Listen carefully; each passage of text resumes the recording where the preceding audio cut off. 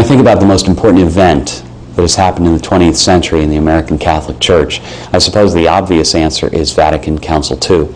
That council that revolutionized the way American Catholics would think about our identity and our mission.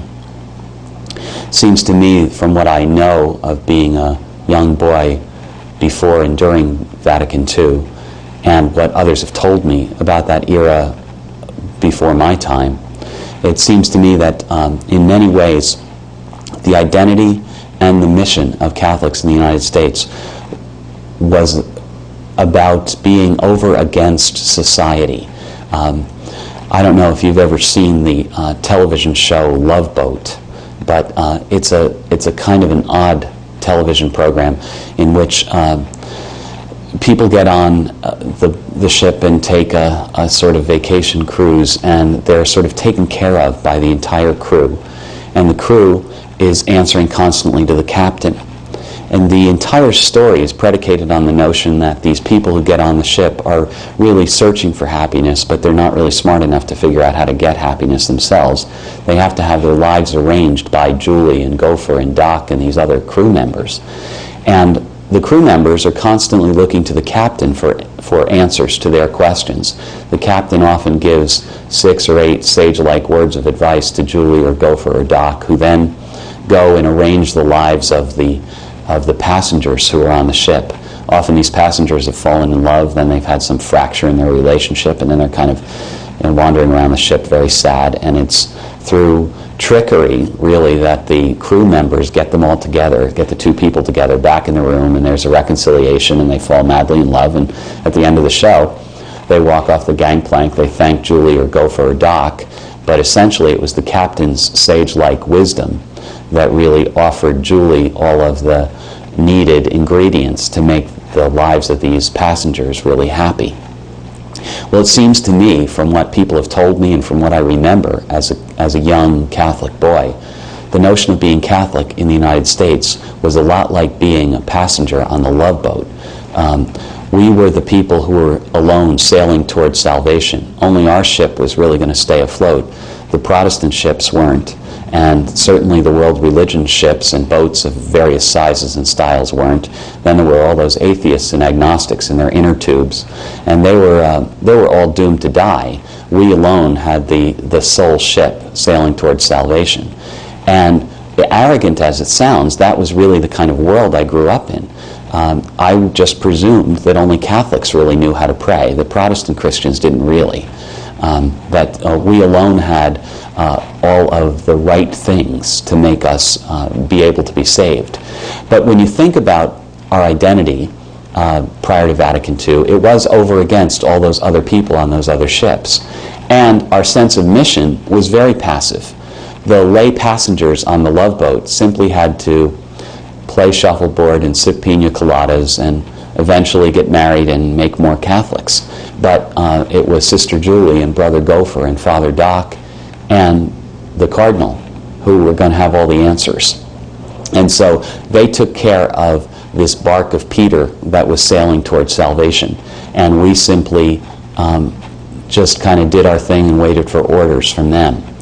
It seems to me that what Vatican II did was explode the Love Boat and make us recognize that it's really the Titanic, that notion of the church is half underwater and the rest is on its way down. And what it challenges Catholics to do today is to get into small boats and to begin to share the rowing, to recognize that every one of us has got to break a sweat. We've all got to decide to roll up our sleeves and to make decisions, but also to give effort toward the direction that we're going to take as a church, that can't really be decided by one captain or a few crew members, that the passengers no longer have the luxury of simply sipping pina coladas and waiting for somebody else to set the direction, that the church is really about our engaging in the world and about our sharing the rowing in a much more equal way in smaller boats, in small faith communities, in communities that are really alive with people who are willing to roll up their sleeves and to do the hard work of Christianity and to share their faith with each other. So I'm sure that Vatican II would be the most important event in the church's life. But I'd be remiss if I didn't also mention a second event. The second event that I think is also key to understanding how Vatican II sort of exploded in the minds of American Catholics would be the birth control controversy around Humanae Vitae. This isn't my opinion alone, but it's certainly one that I find compelling. And that's to say that I think American Catholics followed the birth control Humanae Vitae controversy for the first time via live technology, when you had a young Dan Rather reporting from the Vatican about what was happening in sessions where commissions were meeting and deciding what they would suggest to the Pope about the change in some official teachings on artificial means of contraception. And so what you had were heightened expectations by American Catholics that if a group votes a certain way, then certainly change will come to pass. And then when the Pope wrote his encyclical Humanae Vitae, he reversed the majority decision of a commission that had clearly suggested change. And what that did was both horrible and wonderful. It was hard. It was really horrible, because what it did was it dashed the hopes of many Catholics, and it caused great consternation, a lot of moral questioning, and a great deal of confusion on the part of Catholics. But it was also wonderful, and it was wonderful in this sense.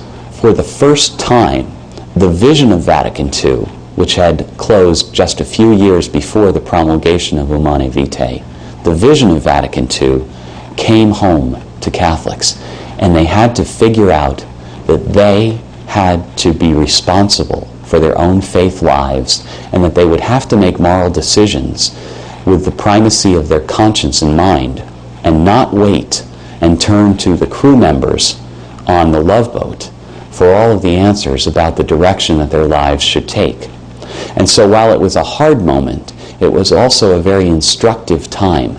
It was an important event in American Catholic life, because it did force Americans and Catholics to pay attention to both their American dreams and their Catholic dreams, and to recognize that being an American Catholic might mean coming up with a certain connection between their faith and their culture that might not always square with the cultural conceptions of Catholicism that were coming out of the Vatican. That's still true today.